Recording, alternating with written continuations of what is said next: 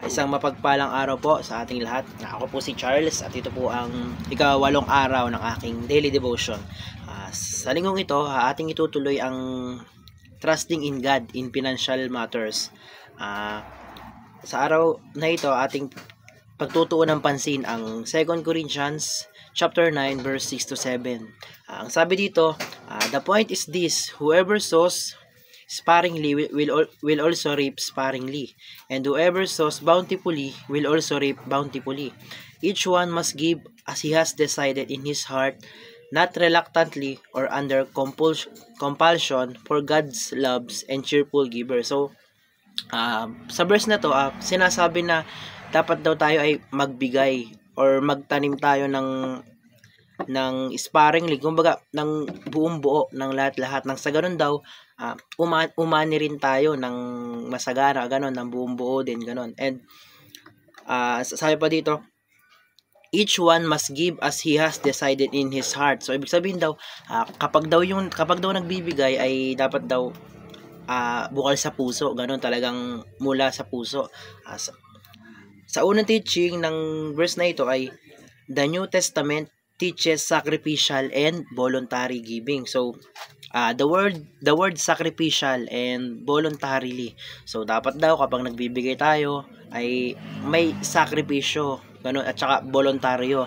Sabi ni Pastor Russell na dapat daw kapag nagbibigay ay may kurot sa puso. So kumbaga magbibigay tayo or tutulong tayo ng talagang importante sa atin or mahalaga sa atin, ganun. Sa ikalawang teaching naman ay the New Testament encourage a cheerful giving. So cheerful, dapat daw kapag nagbibigay masaya tayo, hindi yung nagbibigay tayo tapos hindi malungkot tayo, or nagbibigay tayo ng hindi bukal sa loob, tas nagbibigay tayo tapos may sama ng loob sa puso natin, ganun. So dapat daw cheerful yung giving, ano.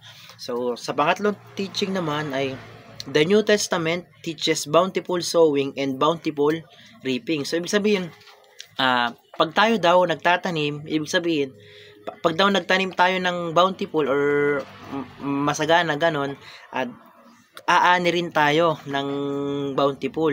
So ibig sabihin, kapag daw nagbigay tayo ng malaki, mag-aani rin tayo ng malaki. Kumbaga, sa bawat bigay natin na bukal sa puso, ganun, ay may balik na malaki. Malaki din ang balik sa atin ng ganun. Sa unang application naman ay practice voluntarily and sacrificial giving. So tulad kanina nga, yun daw, dapat daw ang pagbibigay ay voluntaryo at sacrificial. So ibig sabihin daw, dapat daw, kumbaga may kurot nga sa puso, ganoon. Kumbaga dapat hindi tayo magbibigay ng kaunti. So kung for example, kumikita ka ng milyon-milyon or nagkakapera ka ng malaki, tapos mamimigay ka, kakarampot lang nung natatanggap mong blessing. So gayon. So sabi daw, dapat daw sacrificial. So kumbaga talagang mahalaga sa atin yung ating itinutulong or yung ibinibigay. Sa ikalawang teaching naman ay application, give joyfully out of gratitude. So ibig sabihin, kaya daw tayo nagbibigay, kaya daw tayo tumutulong ay dahil sa gratitude natin, dahil sa pasasalamat natin sa Lord sa blessings na mga binibigay niya. So kaya tayo tumutulong dahil gusto natin ibalik, or yun yung way ng pagpapasalamat natin sa Lord natin, yun, no? Sabi, out of gratitude. Sa ikatlong application naman ay sow bountifully and reap bountifully. So ibig sabihin nga, magbigay tayo ng malaki or tumulong tayo ng malaki, nang sa ganun ay yung balik sa atin or yung blessings ulit na bigay sa atin ay malaki rin. So ibig sabihin, kapag daw kunyari, for example, tumulong tayo ng mahalaga sa atin or malaki, sabihin natin na pera, ganon. So kung tumulong ka gamit yung malaking pera mo, malaki din daw yung aanihin natin. Kumbaga malaki yung balik ng ating Panginoon na ibibigay sa atin, ganon. So ang pinakang teaching or turo sa araw na ito ay dapat daw magbigay tayo ng talagang voluntaryo at saka yung talagang magbigay tayo ng malaki para sa atin, hindi yung magbibigay tayo ng kakaunti, ganon.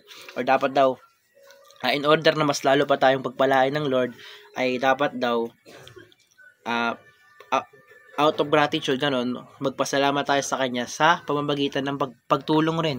Ganon. So, ito po ang katapusan or dulo ng aking daily devotion sa araw na ito. Maraming salamat po at glory to God.